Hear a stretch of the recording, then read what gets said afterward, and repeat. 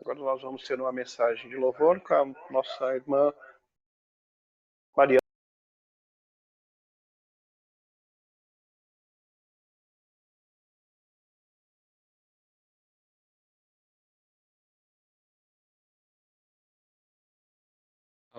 Alguém tem que ativar o som dela. Espera aí que eu ativo. Opa. Agora foi, estão me ouvindo? Estamos. Deixa eu pegar o violino aqui. Bom, pensando no tema aí, que é mordomia, né? A gente vai... Mariana, sua câmera tá de lado. Se você puder virar ela. Ah, isso. Assim? Peraí, Mari. Vou colocar mais pra cá. Isso. Foi? Foi.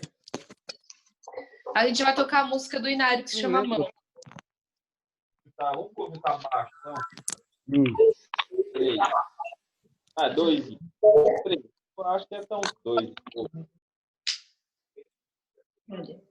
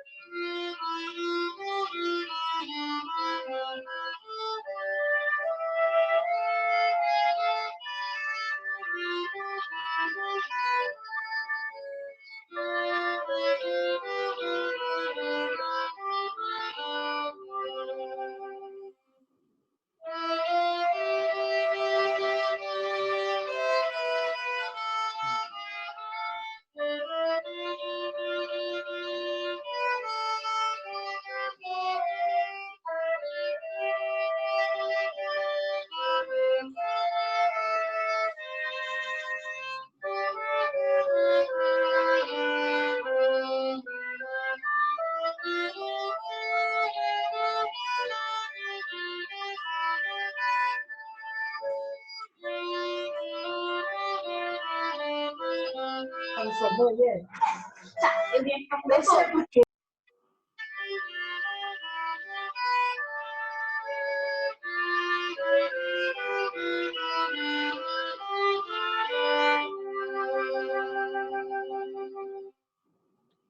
Amém. Amém. Amém. Queridos, mais uma vez gostaria de agradecer a todos. E nesse momento eu queria convidar você mais uma vez para nós fazermos uma oração ao nosso Deus. Gostaria de convidar a todos a fecharem os olhos e nós orarmos. Querido bom Deus, agradecidos somos a Ti, Senhor, porque tão bondosamente o Senhor tem cuidado de nós, o Senhor tem nos protegido. No momento difícil em que todos têm vivido neste mundo, queremos Te agradecer porque o Senhor tem nos dado aquela paz que tanto necessitamos. Que a cada dia possamos estar firmes em Ti, na certeza que o Senhor está nos conduzindo e que este mundo está sendo conduzido pelo Senhor. Pai querido, mais uma vez eu quero orar a Ti, pedindo as Tuas bênçãos sobre o pastor Alexandre, que o mesmo possa ser guiado pelo Espírito Santo do Senhor e que as palavras dele possam vir do Teu santo trono de graça. Abençoe a todos que estão aqui presentes nesta noite, virtualmente, pois eu oro a Ti, pedindo as Tuas bênçãos sobre todos estes, em nome do nosso eterno e amado Salvador Jesus. Amém, Senhor. Amém. Pastor, é contigo agora. Maravilha, pastor. Uma boa noite para todos. Para mim é uma alegria muito grande estar com vocês aqui mais uma vez, né? Estivemos juntos ontem pela manhã e para mim foi um prazer mesmo, muito grande, poder ter compartilhado a palavra de Deus e mais uma vez nessa noite, durante esses estudos, nesses momentos que a igreja tem se reunido, né, para falar sobre mordomia cristã, né? A gente está participando aqui com a igreja do Jardim Lilá, o distrito, né, do Jardim Lilá. Quero agradecer ao meu amigo, pastor Cleison. Obrigado, pastor, pela oportunidade. Pastor Cleison é um parceiraço, um companheiro mesmo de ministério e de batalha. E me lembra, às vezes, pastor, das vezes em que a gente, em tempos não tão distantes, né, trabalhamos ali numa outra região, um projeto, e você foi o camarada que botou as mãos, os pés, o coração lá, naquele ano em missão, e eu vou levar essa gratidão pro resto da minha vida, e eu tenho certeza que Deus te usou ali e tem continuado a usar por onde você tem passado, viu? Mas são lembranças e uma amizade muito querida que eu tenho por você, saiba disso, tá? Obrigado. Meus amigos, meus irmãos, nós vamos falar de novo sobre o assunto de mordomia e eu gostaria de abordar o assunto óbvio, eu não vou fazer como pano de fundo aquilo que nós falamos ontem, porque pode acontecer de algum ou outro não ter acompanhado o nosso estudo ontem, mas, de qualquer forma, o cerne da questão, o assunto em si, ele tem tudo a ver com aquilo que nós já abordamos ontem, né? Ontem nós abordamos a mordomia numa perspectiva onde, quando Deus nos entrega aquilo que nos entrega para administrarmos, como o tempo que temos, os dons que possuímos.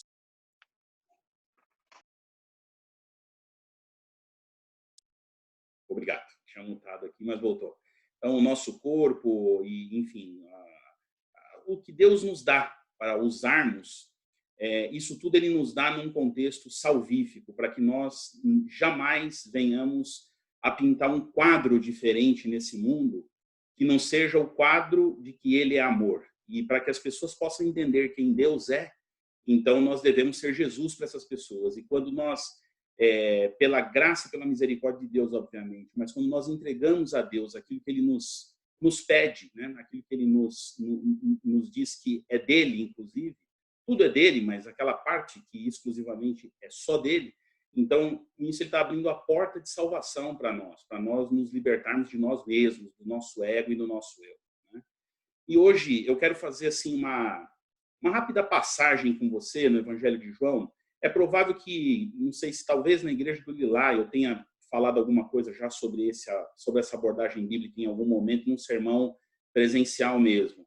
Mas eu tenho certeza que para a grande maioria aqui não foi uma realidade poder compartilhar, e por isso eu decidi trazer esse assunto nesse contexto, tá?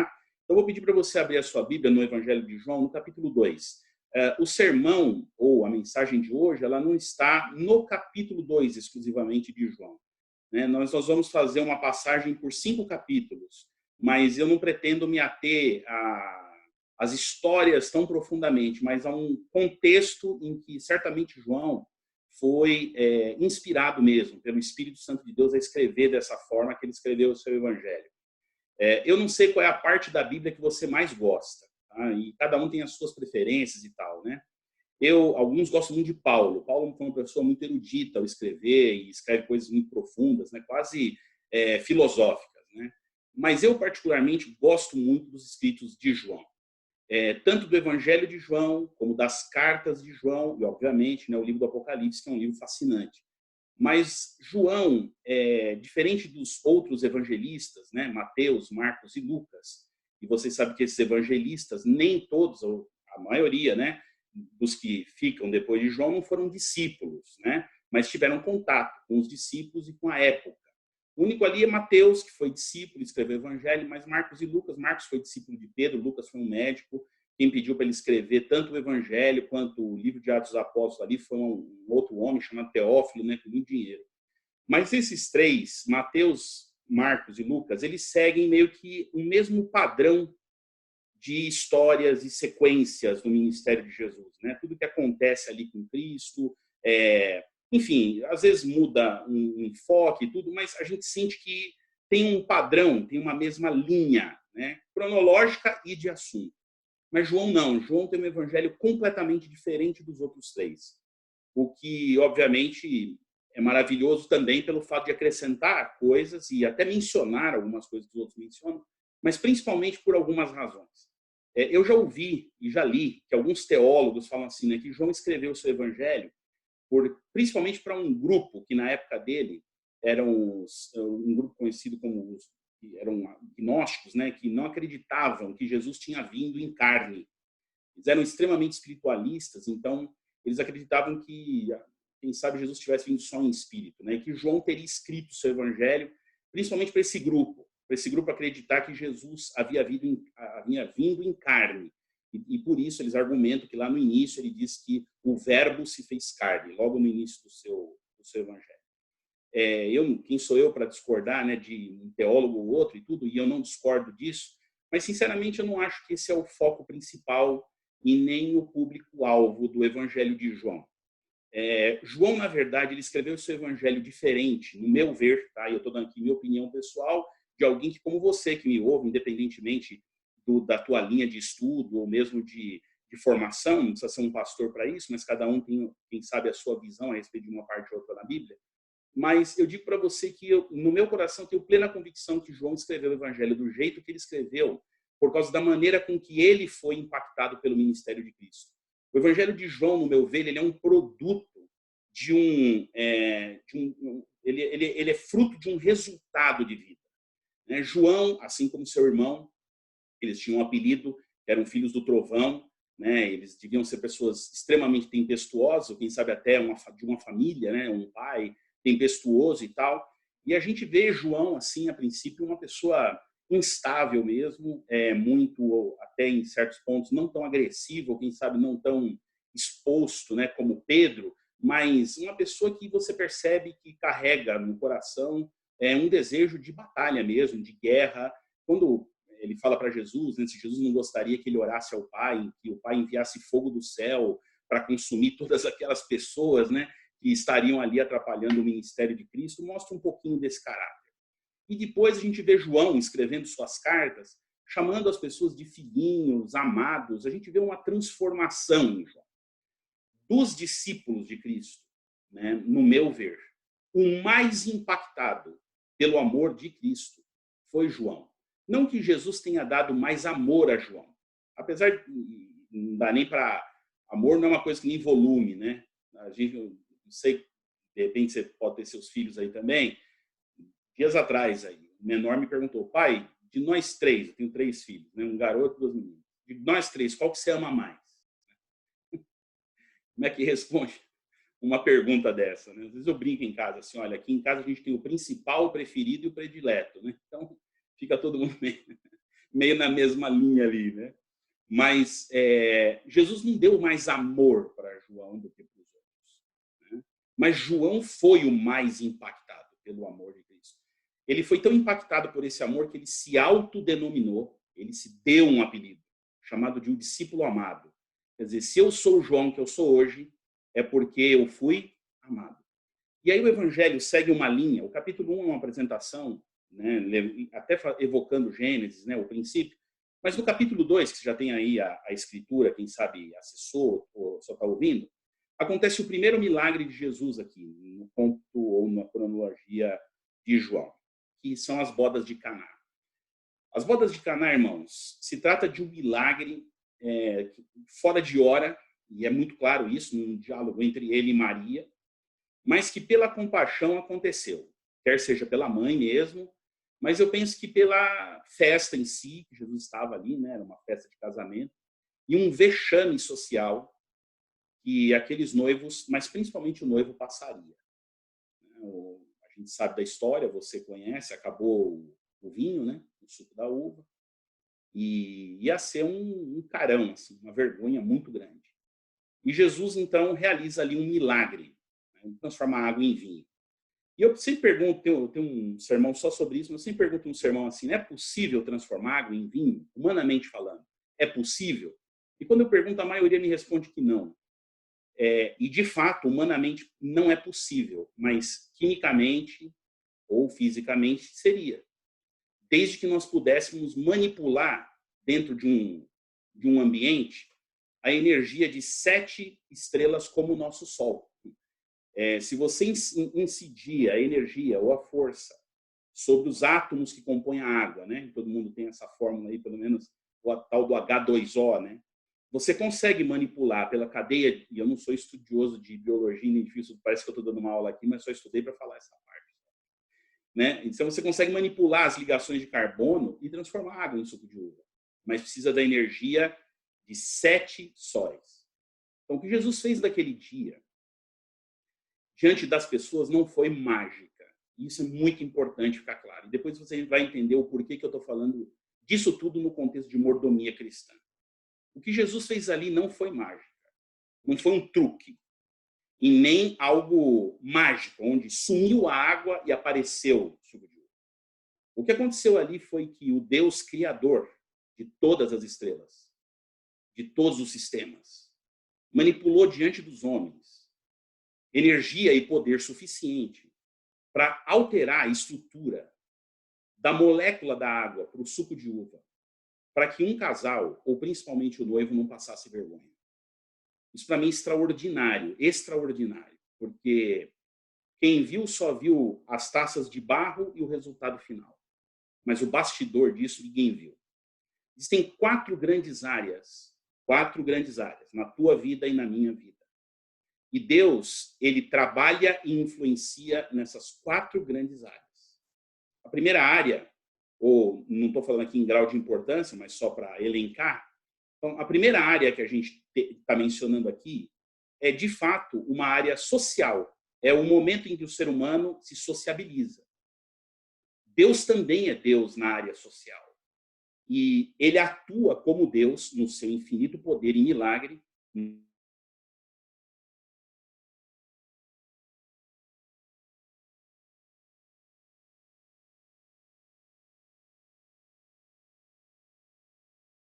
Social. E na Bíblia é bem interessante porque existe até alguns pregadores aí que falam de uma tal teologia da prosperidade, que eu não acredito, em que Deus teria feito todos os seus filhos para serem ricos ou prósperos.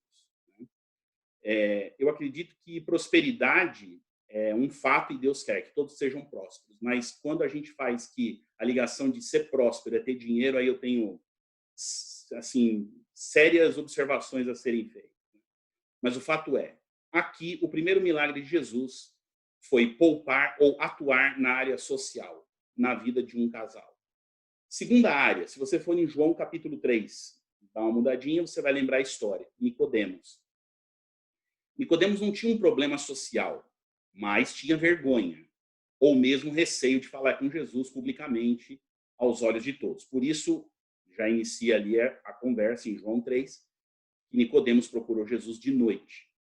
Nicodemos não tinha um problema social. Nicodemos tinha uma baita de uma dúvida. E ele queria saber quem era Jesus. E ele vai muito educado conversar com Jesus.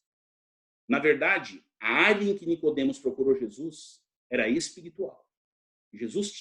Nicodemos tinha uma dúvida muito grande se Jesus era mesmo ou não o Messias. Havia uma dissensão entre os fariseus, dos quais Nicodemos participava. Alguns achavam que Jesus não poderia ser, outros achavam que Jesus poderia ser. Nicodemos estava no meio dessa dúvida. E ele vai tentar sanar essa dúvida no capítulo 3. Nicodemos ouve de Jesus, talvez o verso bíblico mais conhecido até hoje na humanidade. Martim Lutero chegou a dizer que se tirassem a Bíblia toda dele, deixasse só João 3,16, ele teria todo o evangelho. Porque Deus amou o mundo de tal maneira que deu o seu Filho unigênito para que todo aquele que nele crê não pereça, mas tenha a vida eterna. Jesus responde o problema espiritual de Nicodemos, dizendo para ele, em outras palavras, o como não tem como eu te explicar. Você não vai entender como isso aconteceu, mas o porquê eu vou dizer para você. E esse verso famosíssimo, Jesus disse para Nicodemos, olhando nos olhos de Nicodemos. Jesus assim fez para resolver um problema espiritual. Agora, se você vai no capítulo 4 do livro de João, você vai encontrar Jesus conversando com uma mulher na beirada de um poço. Essa mulher também tinha um problema. O problema dela não era social. Alguns poderiam considerar que todos os problemas aqui são espirituais, se levarmos em consideração que tudo é espiritual, mas especificamente o problema da mulher samaritana não é espiritual. O problema dela é emocional. E por que é emocional? Primeiro, pelo horário que ela vai buscar água nesse poço, meio-dia. Ninguém, em sã consciência, diria ou pensaria, vou dar uma volta pelo deserto, meio-dia. Eu acho que é o pior horário, não é só no deserto, mas em qualquer lugar que faz muito calor para a gente sair. Mas ela ia meio-dia justamente para não querer encontrar ninguém. Ela vivia um problema emocional sério, de isolamento mesmo. Não isolamento como esse que nós estamos vivendo hoje, porque esse nós não podemos escolher. Mas ela escolheu isolar-se. Ela escolheu isso. Por quê? Porque ela passava por um problema emocional. E ela vai discutir com Jesus escondendo o problema emocional. Ela esconde de Cristo. Ela, inclusive, aborda com ele temas espirituais, de onde é para se adorar, se era em Gerizim, que era aquele monte lá que Jacó e os patriarcas haviam adorado, se era em Jerusalém, aonde os judeus dizem que o Messias viria. E Jesus fala para ela que na hora chegou que nem num lugar nem no outro, mas o Pai busca os que o adoram em espírito e em verdade. Capítulo 4, verso 23. O Pai busca aqueles que o adoram e que o adorem em espírito e em verdade. Então, ela se empolga com isso tudo que Jesus está dizendo, então Jesus toca no problema emocional dela. Vai, chama o teu marido, vem aqui e a gente conversa. E ela fala, mas eu não tenho marido. E antes que ela mentisse, ele interpola ela no meio da conversa e fala assim, você disse bem, marido você não tem. E ele expõe o problema emocional dela. Essa mulher é curada por Jesus. Ela se torna, inclusive, segundo o capítulo 4 de João, uma testemunha no lugar onde ela vivia, lá para os samaritanos. E Jesus demorou mais tempo naquela região por causa do testemunho dela, porque muitos samaritanos vieram ouvir Jesus e acreditaram em Jesus.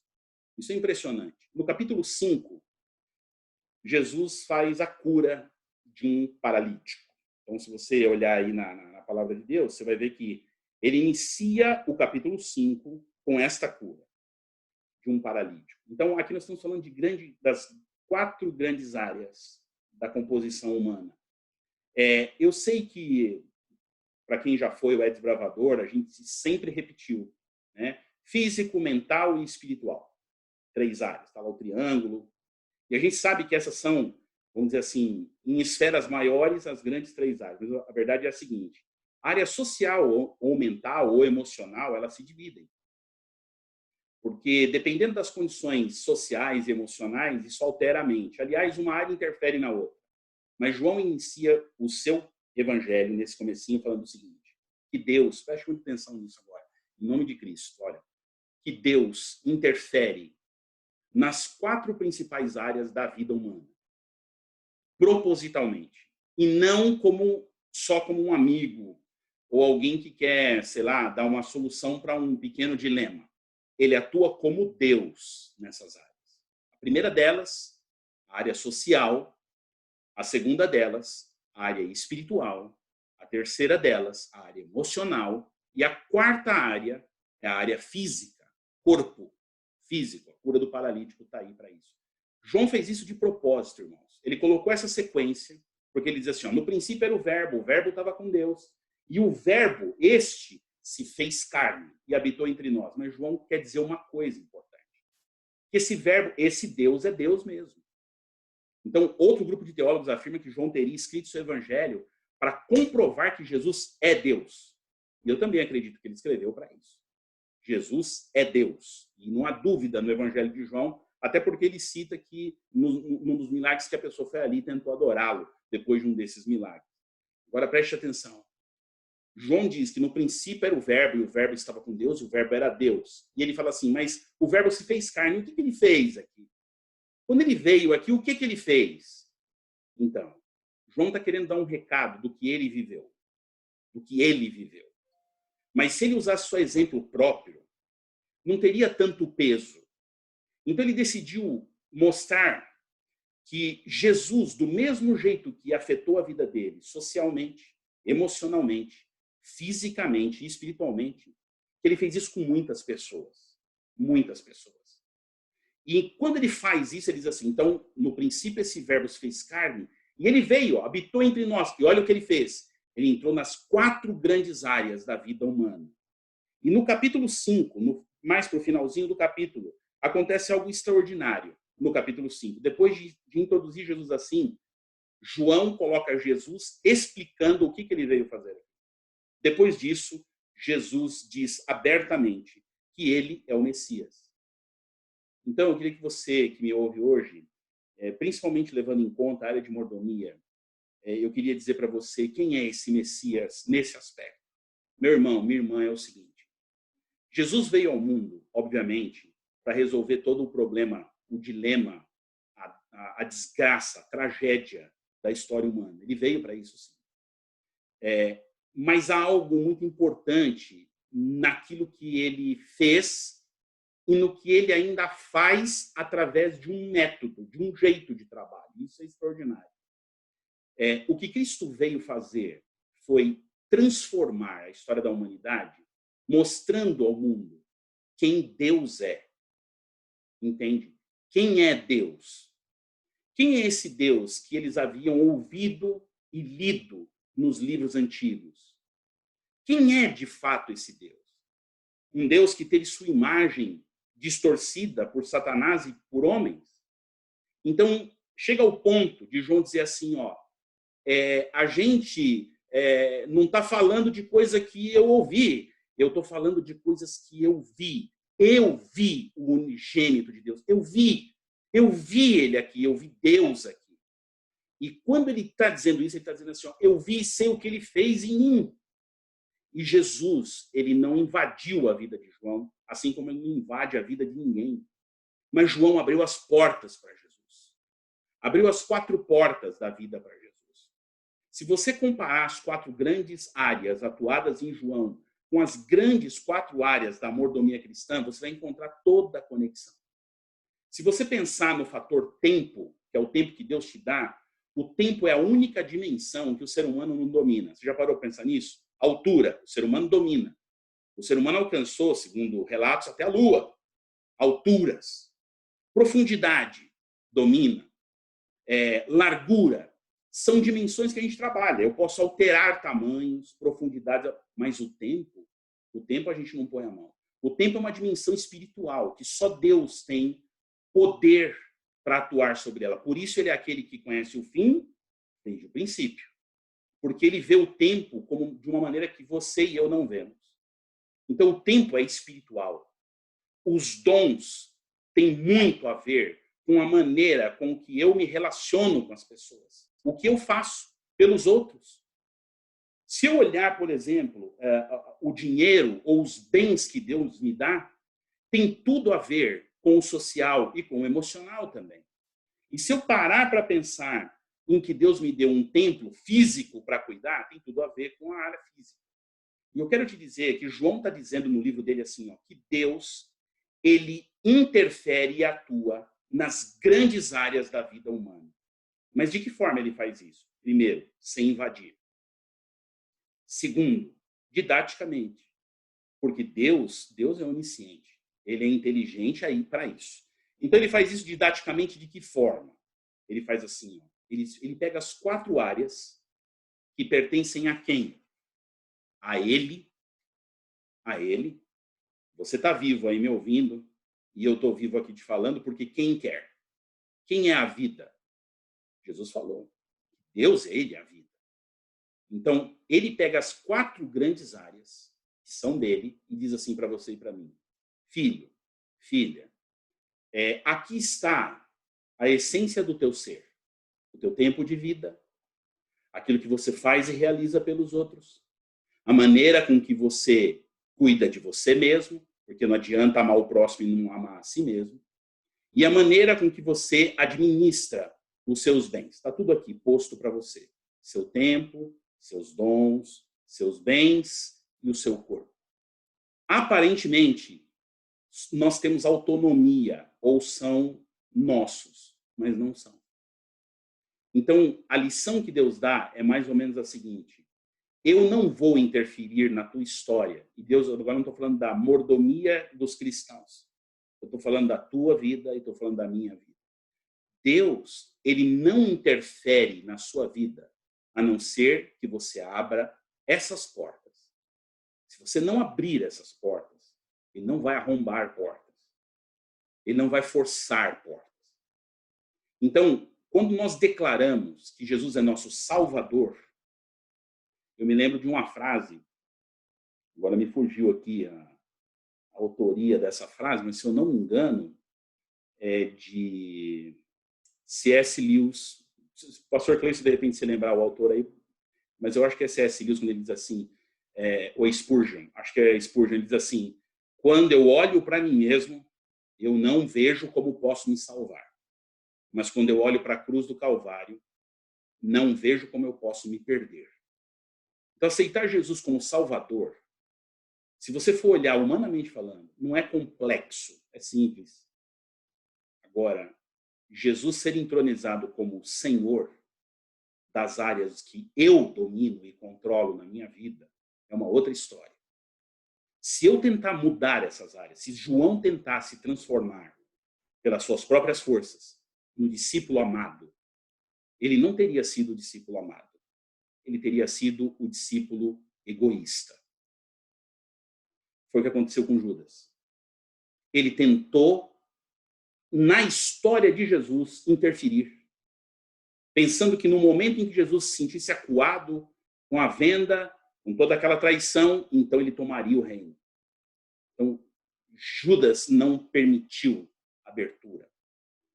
João permitiu. E dos 12, foi o que mais permitiu. Ao ponto, no momento da sua morte, da morte de Cristo, Jesus olhar para ele e dizer para ele: cuida da minha mãe. Cuida da minha mãe. E olhar para a mãe e dizer para ela: cuida dele como se fosse teu filho. Isso é muito profundo. O vínculo criado pelo amor é indivisível, inquebrável. Não há como dissolver. O apóstolo Paulo diz, no livro de Romanos, no capítulo 8, nem a morte, nem a vida, nem fome, nem nudez, nem guerra. Eu estou colocando aqui numa ordem que me vem à mente. Nem altura, nem profundidade, nem poder, nem nenhuma potestade poderá nos separar do amor de Deus que está em Cristo Jesus, o nosso Senhor. Ele diz isso. Então ele diz assim: à vista de todas essas coisas, o que eu vou dizer? O que eu posso dizer? Se Deus é por nós, quem será contra nós? Porque aquele que me deu tudo que me envolve como ser, ele mesmo atua para que eu saia vencedor. Então, mordomia cristã vai além do que o desejo de fazer tudo certinho. Entende? É muito bom o desejo de fazer tudo certo. É muito bom isso. Mas não é a essência. Porque muitos, quando praticam mordomia cristã, se veem dignos ou mesmo merecedores das benesses ou qualquer outra coisa que Deus possa vir a dar, das quais nós jamais, não importa o que a gente venha fazer, jamais seremos merecedores. O que Deus faz com você e comigo é dizer assim, ó,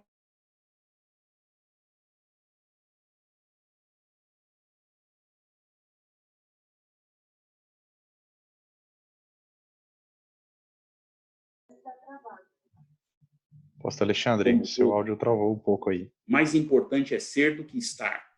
Mas você, o que você é meu. E João entendeu isso, irmãos. Entendeu isso de uma forma tão profunda, que ele criou com Jesus um vínculo de amor que nenhum outro ser humano jamais criou. Com 95 anos de idade, eu encerro, 95 anos de idade não, no ano 95 da nossa era, eu encerro com isso. João velhinho, todos os discípulos já tinham morrido, todos. E João sabia como cada um deles tinha morrido. Cada um deles. Segundo a tradição, Pedro crucificado de cabeça para baixo. Tiago, a espada. E assim foi. João velhinho, exilado numa ilha. Todos sabem qual é? Patmos. Olhando para o nada. Certamente perto da sua morte. Olhando para o céu e perguntando-se lá no íntimo do seu coração: onde é que está Jesus? Onde o Senhor está? Porque o Senhor olhou nos meus olhos e disse assim, ó, não se preocupe, não se turbe o vosso coração. Creio em Deus, creio em mim. Na casa do meu pai tem muitas moradas. E se não fosse assim, eu teria dito para vocês. E ele falou, e eu vou. E quando eu for e preparar lugar, eu vou voltar. E vou levar vocês. Para que onde eu estiver, vocês estejam também. Acreditem nisso. E João estava ali olhando para o céu, irmãos. E pensando assim, será que eu vou morrer? Será que e Jesus não está alheio ao sofrimento e à dor humana? Olhou para João, e a palavra no livro do Apocalipse diz que um anjo foi enviado por Jesus e disse para João, vem comigo e eu vou te mostrar tudo o que vai acontecer até o final. Todas as coisas. Você não vai entender muita coisa, João, mas você vai perceber que eu sou fiel e as coisas se cumprirão. E o final do livro do Apocalipse é maravilhoso, porque a Bíblia poderia terminar com uma frase de Jesus ou de Deus, mas ela termina com a frase de João. Deus diz assim, Jesus diz para João, eis que venho sem demora.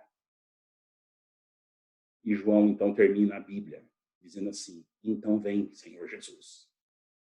Ora vem, Senhor Jesus. Ele se viu pronto. Entende, irmão? Ele se viu pronto. Certeza da salvação não é orgulho espiritual. Certezas da salvação são duas coisas muito simples. Jesus é o seu Salvador. A segunda, ele é o Senhor de sua vida. Se essas duas coisas são um fato, você lá no fundo do seu ser sabe que é amado. Porque ninguém entrega a vida no controle ou coloca a sua vida nas mãos de outro. Ele não tem certeza que o ama. A gente só põe a vida na mão de quem a gente sabe, de quem a gente conhece.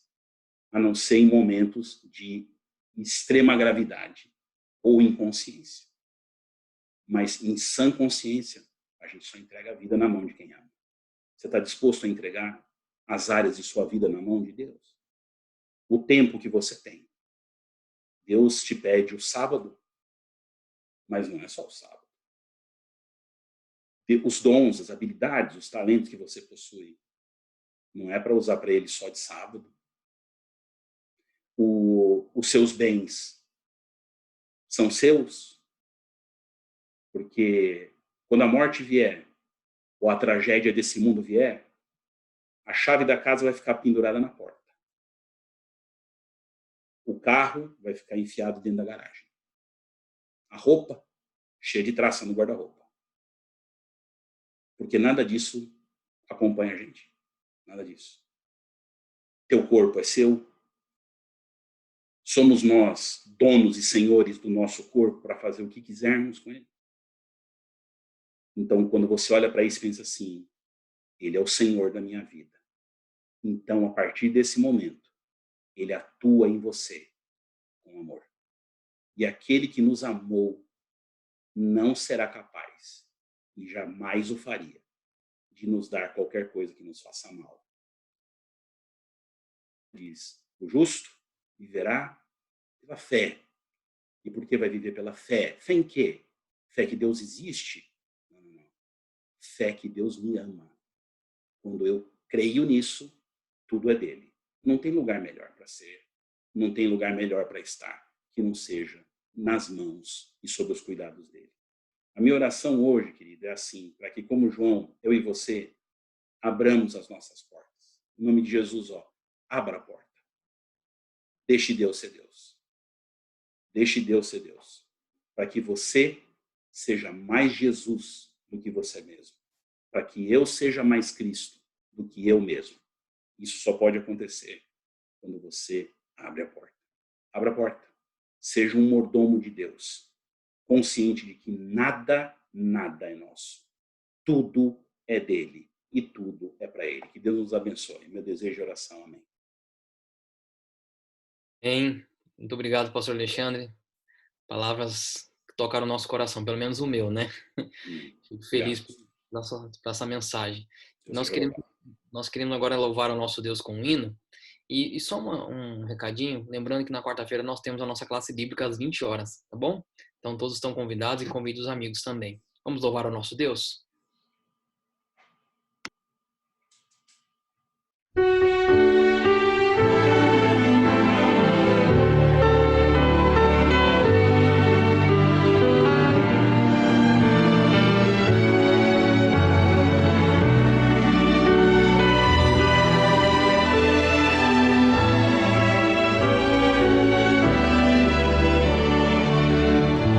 Eu quero ser